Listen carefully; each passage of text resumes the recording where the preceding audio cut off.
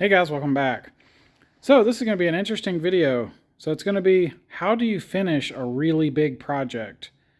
I think this would be a good topic because I've seen this happen a lot of times where people take on an ambitious build. You see this, I see this all the time on like Miata Turbo and other places where people take on these really ambitious projects and they just never get finished. So I want to talk about how you actually finish one. Now, ironically, I'm filming this and my car doesn't run, but let me tell you, it is damn close to being a runner. So anyway, let me give you guys some advice. This is from a lot of experience. I've been doing cars for 23 years. 23 years ago, I did a V8 swap on a Thunderbird. So anyway, let me tell you what I've learned. So there's several aspects that go into this. I think there's a few things. This is not scripted. So, okay, let me give you an example. So there's scope, right? It's knowing what you want. And that's important in a build, because if you build something that's like too compromised and you're not even going to like it, then you're not going to want to work on it. I hope that makes sense. So now you could argue that keeping it simpler makes it easier to build, and that's true. But it's really important that you're building something that you actually want to build. So this car has actually been, I drove it up here about 2.5 years ago. And it ran for maybe 6 months, roughly, and then I took it apart to turn it into a race car. During those 6 months, when it first got here, I did some work, and then it just kind of sat. And that's because I kind of knew what I wanted, but it was so much work, I really didn't want to do it, and it wasn't really, my heart wasn't fully in it. So basically, I never worked on it. It just kind of sat. And it ran too, so I was like, I didn't feel as compelled to work on it. But eventually I decided, you know what? This is going to be a race car. I've always wanted it to be a race car, and I just made the decision that, you know what? I'll buy a truck, I'll buy a trailer, I'll buy a street car if I need to, but I'm going to build a race car. So I decided, okay, we're doing that. Then I became a lot more motivated to actually build this, because now it's like turning a leaf. It's a whole new build now. A lot of the rules change when you're building a race car only. So that really helped the motivation. So that's a big part of it. Okay, let's see. So we talked about like scope and kind of motivation. So another huge aspect is basically your planning and like efficiency due to planning. So let me just give you an example. Now, you know, I'm kind of, whatever you want to call it, privileged or lucky or hardworking. I don't know. I work like 80 hours a week. So I kind of earned this stuff. Nobody gave it to me. But my point is, I have a good work environment to actually do the work I want to do and do it efficiently, or I try to. So there's all kinds of examples. There's like a million of them, but like this looks kind of messy, but let me just show you what I'm talking about. This is actually a decent example. If I'm wiring the car, I had all these terminals. They were in little Ziploc bags, but I just threw them in here and labeled them. So now if I need one, I can just glance. There's no lid on this. I can just reach over and grab what I need. Makes it more efficient. And then all the different sizes you see here, these are all the sizes I needed on my car. I don't have my computer booted up, but I actually made an Excel sheet that shows, well, here's a printout, for example, just as an example. So I made this sheet in Excel. This isn't like everything, but this is a reference, again, for efficiency. So what is switch 4? Switch 4, well, that's VVT. It has a 20 gauge wire. At the fuse panel I terminal, it's a 164 size hole with a 20 gauge wire, and you can see like here's a 190 hole with a 20 gauge. Everything's labeled. So this diagram shows, you know, what it is, what's the number, what's the wire size, what's the terminals.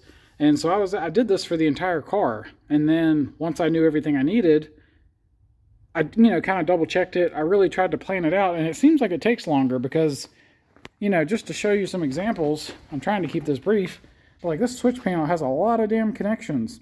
And what I just showed you is only the switches and the stuff below the switches. It doesn't include some of the stuff up here and that little piece over there. So I had to figure some of that out too. And then of course there's like the high power wiring. I made a whole separate diagram just for the heavy duty power wires, like the heavy stuff, mostly in the back of the car, but it reaches up to the starter motor and stuff like that. Engine block grounding, that kind of thing. So I made diagrams for that stuff, and I did the math, and I said, hey, what size wire do I need? What size ring terminals? Crimping tools. Like, I already have this stuff, but I have crimping tools. Like, if I need to crimp a giant wire, I have the tool to do that, or a medium-sized wire, etc. So because I had the tools, because I spec'd the wire, because I ordered the stuff, it seems like no progress is happening because you're doing all this work and you're just basically sitting at a computer for hours on end, doing voltage calculations, making sure you're not like over or undersizing a wire, specking all these stupid terminals, and then you got to go look and see if you can buy them. And hopefully one place has all of them so you don't order multiple orders, and sometimes stuff's back ordered.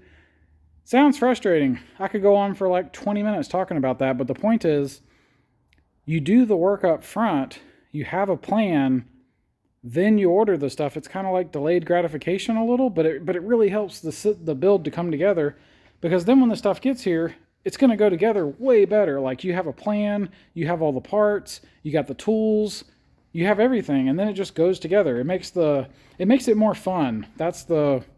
Like, it's faster and it's more efficient, but it's also more fun. It's not fun building all the diagrams and Excel stuff. That crap's boring, I'm not going to lie. But it's overall, to me, more fun, because when you don't do that, and believe me, I've built my car inefficiently most of the time. I'm sure some would argue now too. But in the past, I would just have to rig stuff up. Like this fan shroud. This fan shroud still isn't a perfect example. But in the past, this fan shroud would have taken even longer, and it would look worse.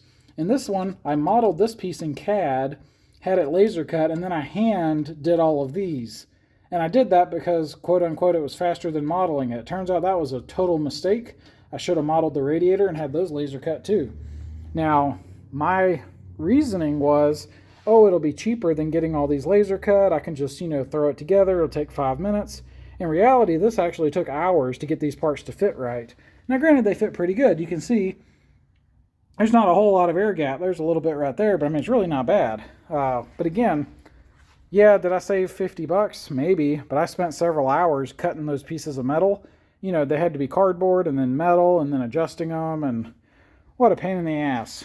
In hindsight, I could have modeled the radiator in probably, I don't know, an hour, and then modeled those other pieces in, let's just say an hour, it wouldn't take that long, but whatever.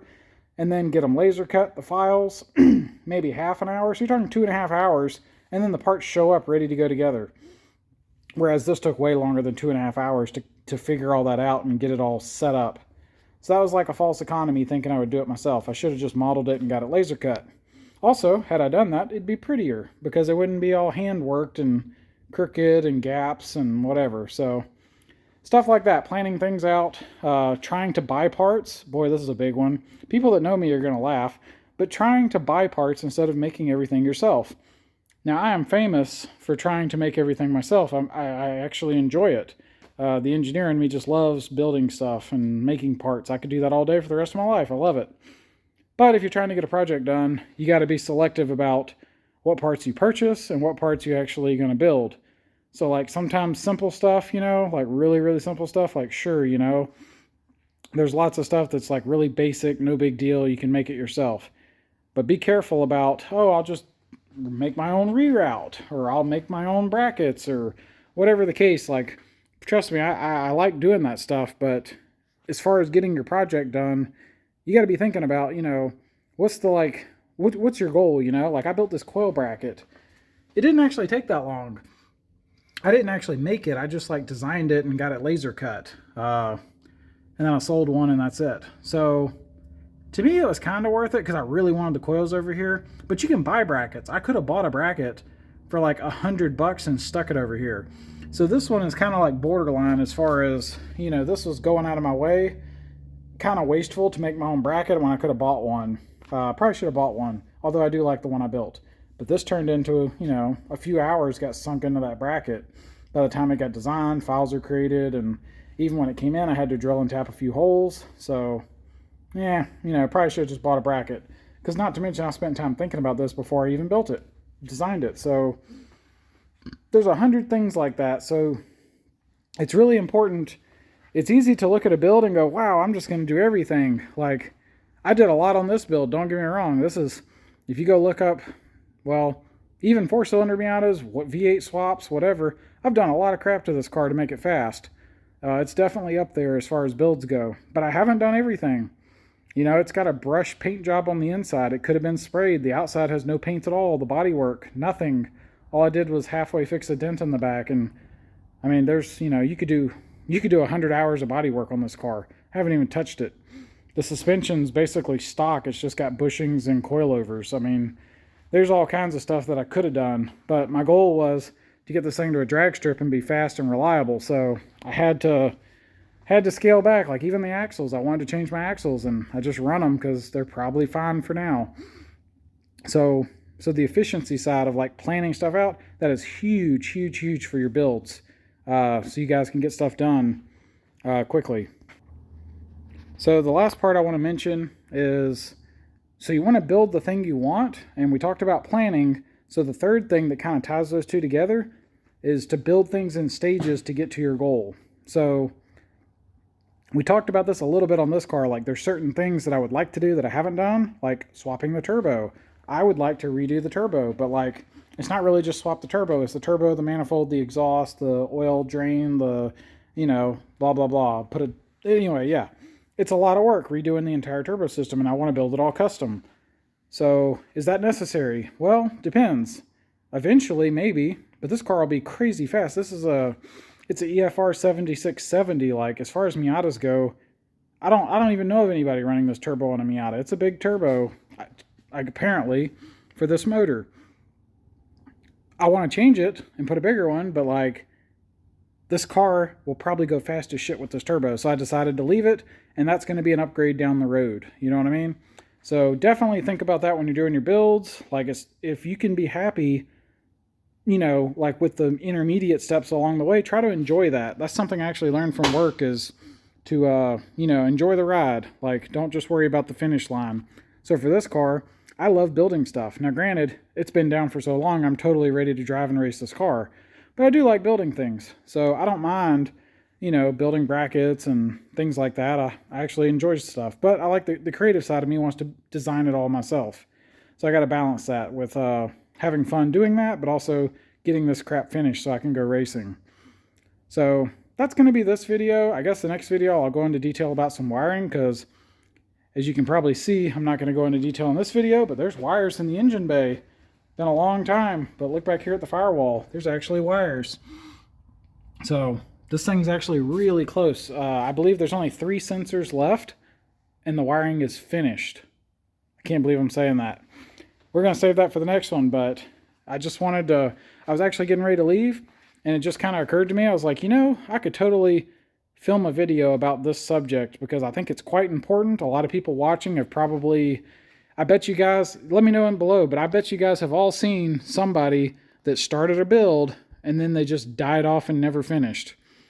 So thought I'd make this definitely something to keep in mind, guys. It'll improve your cars, it'll improve your happiness, your wallet, everything gets better. So anyway, wanted to film this, let you talk to you guys about this. Please let me know what y'all think, because I'm always looking for ideas to improve my stuff too.